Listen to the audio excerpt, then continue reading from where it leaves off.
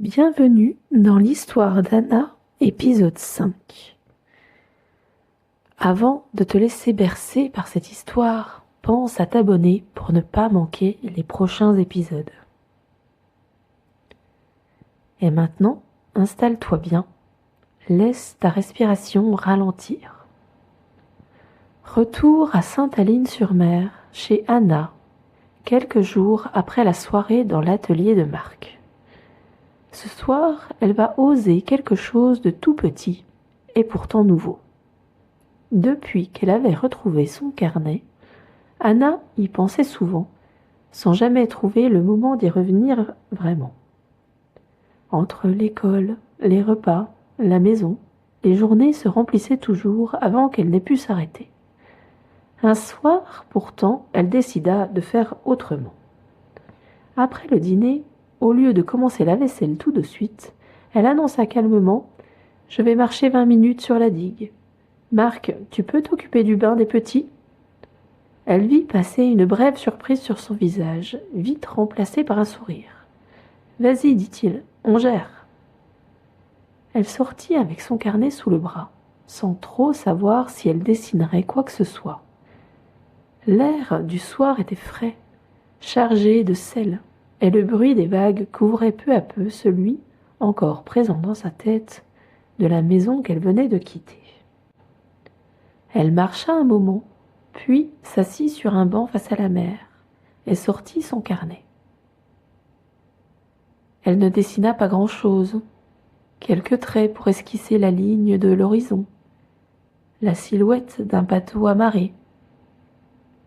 Mais pendant ces 20 minutes, son esprit se posa, simplement, sur autre chose que les listes et les tâches.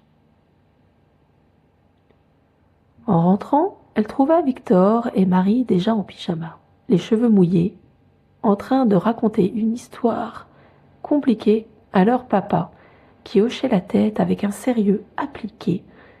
Rien n'avait manqué en son absence.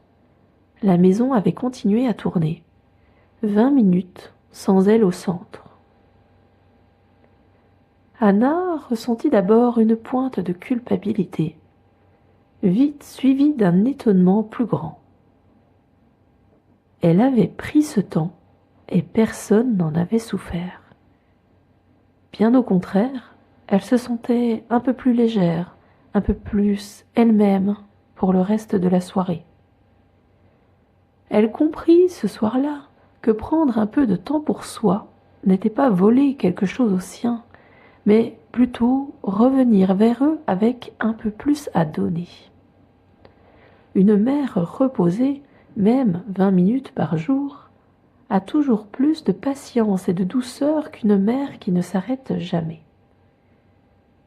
Et si tu portes, toi aussi, l'idée que prendre du temps pour toi serait égoïste, essaie ce soir de la déposer, ne serait-ce qu'un instant.